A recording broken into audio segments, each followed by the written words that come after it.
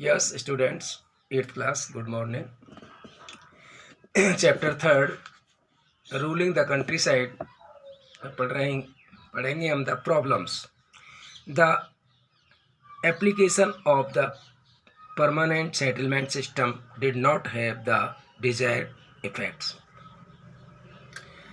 Permanent settlements का जो प्रयास किया गया वो है did not have Dzire effects, उसका इच्छित प्रभाव नहीं पड़ा. The peasants had to pay a high amount of revenue and failure to do so could lead the evictum from their land. किसान हाई अमाउंट का जो पेमेंट जो रेवेन्यू था, राजस्व था, उसका भुगतान करने में वो असफल हुए और उन्हें खेतों से, ज़मीनों से निष्कासित किया गया. इसलिए they were not exempted from paying tax, उन्हें पे अदा करने में छूट नहीं दी गई. Even if their crops had failed, यहाँ तक कि उनकी फसलों में वो असफल होते थे या डिस्ट्रॉय हो जाती थी ड्यू टू फ्लड्स और ड्रॉट, बाढ़ और सूखे से, तब भी उन्हें भुगतान पेमेंट करना होता था राजस्व का.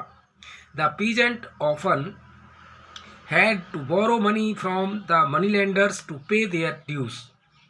किसान अपना राजस्व भुगतान करने के लिए साहूकारों से धन उधार लेते थे. Once in debit they found it difficult to get out of it. वे कर्ज में आ गए थे, इससे बाहर निकलना उनके लिए बहुत कठिन हो गया. The zamindars did not invest in the improvement of the land as the fixed land revenue was too high. और जमींदारों ने जमीन के सुधार के लिए कोई इन्वेस्ट नहीं किया और जो रेवेन्यू था, जो हाई रेवेन्यू था, वो फिक्स्ड कर दिया ज़मीन पर. द जमींदार सफर्ड एज वेल, और उसी प्रकार जमींदार भी पीड़ित थे. They had to pay the revenue by a fixed date and time, उनको भी एक फिक्स तारीख और समय को राजस्व अदा करना होता था. Failure to do so would lead to his जिम्मेदारी being acquisition of by the company. अगर कोई पे अदा करने पर असफल होता था तो जमींदारी को कंपनी के द्वारा नीलाम कर दिया जाता था.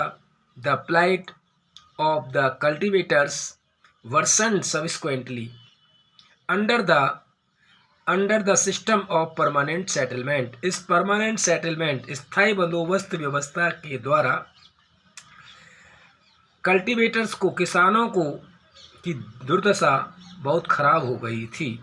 रैयतवाड़ी सिस्टम सेटलमेंट, रैयतवाड़ी बंदोबस्त. The government could not increase its income in the permanent settlement system. स्थायी बंदोबस्त प्रणाली में गवर्नमेंट ने कोई इंक्रीज नहीं किया इनकम. द परमानेंट जो स्थायी बंदोबस्त प्रणाली थी, इससे गवर्नमेंट को कोई आय में वृद्धि नहीं हो रही थी. As such they began looking at other experimental land revenue system. इसलिए उन्होंने लैंड रेवेन्यू सिस्टम में अन्य प्रयोग करना प्रारंभ किया, लाइक द रैयतवाड़ी सिस्टम, और इसके लिए उन्होंने रैयतवाड़ी सिस्टम लाए हो. This system had been earlier tried on a small scale by Alexander. और इस व्यवस्था के लिए पूर्व में कोशिश की गई थी छोटे स्तर पर अलेक्जेंडर रीड के द्वारा. In some of the areas, कुछ क्षेत्रों पर, that had been taken over by the company after the wars with Tipu Sultan. यानी टीपू सुल्तान के युद्ध के बाद कंपनी ने ऐसे कुछ क्षेत्रों पर यह प्रयोग किया. The Ryotwari system was applied by Thomas Munro, the governor of the Madras presidency in the Madras. Madras में मद्रास प्रेसिडेंसी के जो गवर्नर थे थॉमस मुनरो, उन्होंने इस रैयतवाड़ी सिस्टम की शुरुआत की. And subsequently introduce in the Bombay presidency, और बाद में ये प्रयोग बॉम्बे प्रेसिडेंसी में किया गया. The settlement was made between the ryot और द पेजेंट्स। ये सेटलमेंट किया गया था रोयट रैयत और पीजेंट्स के बीच में। People who directly till the land and the East India company from the blaze. East India company ने पीपल हु डायरेक्ट, जो लोग प्रत्यक्ष रूप से डायरेक्टली टिल द लैंड, समय तक उस जमीन उन लोगों पर रहेगी, and the East India Company, जो ईस्ट इंडिया कंपनी के द्वारा दी जाएगी। The East India Company was supposed to collect revenue directly from the village. और ईस्ट इंडिया कंपनी इस आधार पर प्रत्यक्ष रूप से गांवों से कर वसूलेगी। The fields were to be carefully assessed and survey and the revenue was to be fixed accordingly।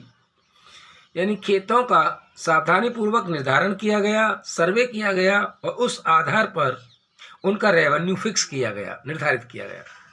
It was felt that without intermediaries like the zamindars, और इसमें ये महसूस किया गया कि बिना जमींदारों की मध्यस्थता के द रेवेन्यू कलेक्शन, राजस्व एकत्रित किया जाता था, वुड बी हायर, उच्च रेट पर, and the ryots would also be protect from exploitation of the zamindars, जिससे जमींदारों के द्वारा जो शोषण किया जाता था उससे रक्षा करने के लिए। In actual practice however the peasants become the tenants of the land with the government as the owner. और एक्चुअल स्थिति ये थी कि किसान एक किराएदार बन गए और उसके मालिक सरकार हो गई थी। Ryotwari system राइज्ड the revenue of the government but the cultivators suffered. इस रैयतवाड़ी व्यवस्था में जो सरकार का जो रेवेन्यू था उससे कल्टिवेटर्स को काफ़ी पीड़ा हुई। In many areas no survey were carried out and sometimes there were over assessment due to faulty surveying. In many area, अनेकों क्षेत्रों में तो कोई सर्वे नहीं किया गया, और sometime there were over assessment, और वहाँ अतिरिक्त मूल्यांकन करके दोषपूर्ण सर्वे किया गया। The peasants become impoverished and fell into debt and as such could not invest in their lands। और जिससे किसान दरिद्र हो गए और वे कर्ज में डूब गए, और ऐसी स्थिति में वो अपने लैंड पर कोई इन्वेस्ट नहीं कर पाते थे। Failure on the part of the peasants to pay his dues, और failure of the part of peasant, किसानों के उस हिस्से में फेल होने के कारण वो अपना ड्यू नहीं चुका पाते थे, would lead to his land being sold by the government, और उसके लिए उन्हें अपनी ज़मीन सरकार को बेचनी होती थी। The land market also suffered। People did not want to buy land in fear of the large amount of revenue that was demanded by the British government। जो लैंड मार्केट था वो भी बहुत पीड़ाजनक था। लोग नहीं चाहते थे ज़मीन खरीदना, इस डर से, भारी अमाउंट रेवेन्यू के डर से, भारी मात्रा में, भारी राशि में जो रेवेन्यू लिया जाता था उस वजह से वो उस ज़मीन नहीं खरीदना चाहते थे। That was demand by the British government, जो ब्रिटिश गवर्नमेंट की डिमांड थी उसके अनुसार जो रेवेन्यू लिया जाता था।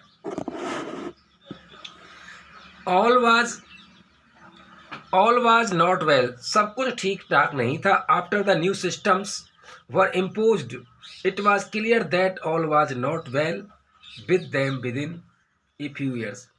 आफ्टर न्यू सिस्टम, इस नई व्यवस्था के बाद जो नई व्यवस्था थोपी गई थी उसमें स्पष्ट था कि सब कुछ ठीक ठाक नहीं था कुछ वर्षों से। Driven by the desire to increase the income from land revenue official fix too high a revenue demand. Driven के द्वारा जो इच्छा की गई थी रेवेन्यू को, आय बढ़ाने के लिए भूमि से टैक्स लेकर के, वो फिक्स की गई थी हाई रेवेन्यू लगा करके, हाई रेवेन्यू की डिमांड करके। Peasants were unable to pay ryot fields the countryside and village become desert in many regions, peasants unable था भुगतान करने में। Ryots field the countryside, ग्रामीण क्षेत्रों में जो रॉयट्स जाते थे। The blaze become desert in many region, और गाँव में अनेकों क्षेत्र मरुस्थल हो गए, बंजर हो गए। Optimistic official had imagine that the new system would transform the peasants into rich enterprising farmers. आशावान जो अधिकारी थे उन्होंने कल्पना की कि न्यू व्यवस्था को बदलने से the peasant into rich enterprising farmers, जो उद्यमी किसान है, धनवान उद्यमी किसान है, उनको वो नई व्यवस्था को चला पाएंगे। But this did not happen, लेकिन ऐसा नहीं हो सका। Crops for Europe,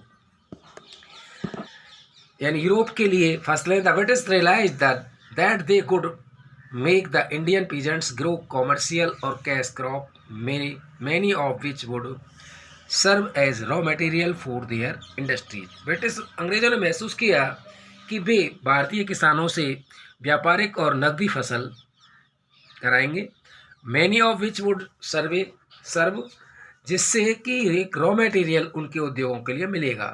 they encourage the growth of cash crop, और उन्होंने नकदी फसलों के लिए उत्साहित किया बढ़ाने के लिए, सच एज इंडिगो, नील, चाय, T, coffee, rubber, jute, cotton, silk, अफीम, etc। इन फसलों के लिए लोगों को प्रोत्साहित किया गया। These crops were grown on large estate known as plantation, and the owners, who were mostly of British or Europe origin, were referred to as planters. The crops were grown, ये crops उगाई गई large states में, बड़े क्षेत्रों में, जिन्हें plantation के नाम से, बागान के नाम से जाना जाता था। एंड द ओनर, और उसके मालिक, हु वर मोस्टली, अधिकांशतः ब्रिटिश और यूरोपियन मूल के होते थे, were refer to as planters, उन्हें प्लांटर्स कहा जाता था। द ब्रिटिश परस्यूड और force the peasant to grow these crops and sell them at low price. अंग्रेजों ने उन्हें बाध्य किया किसानों को कि वो इन फसलों को उगाएं और अंग्रेजों को कम कीमत पर बेचें। The lack of storage facilities meant that these crops had to be sold all at once soon after the harvest. Lack of storage, भंडारण के अभाव में, भंडारण की सुविधा के अभाव में ये फसलें हार्वेस्ट के बाद, कटाई के तुरंत बाद बेची जाने लगी। The peasants received very little income, किसानों को बहुत कम आय हुई from the sale of these crops, इन फसलों के बेचने के कारण। Over a period of time this resulted in a decline in the production of food grains and created a shortage of food supply. Over a period of time, कुछ समय के बाद ये परिणाम निकला कि जो खाद्यान्न फसलों का जो उत्पादन था उसमें गिरावट आई और खाद्य सप्लाई में कमी आई। This only further improvise the condition of the peasantry, और आगे चलकर के किसानों की स्थिति बहुत दरिद्रतायुक्त हो गई, गरीबी की हो गई। The oppressive land revenue settlement along with the forcefully growing of cash crop by the peasantry often turned them against the British। और दबाव में किसानों को बाध्य किया जाता था कैश क्रॉप बोने के लिए या उगाने के लिए, often turn them against the British, क्योंकि वो ब्रिटिश के खिलाफ नहीं जा सकते थे। फिनिश नेक्स्ट कल।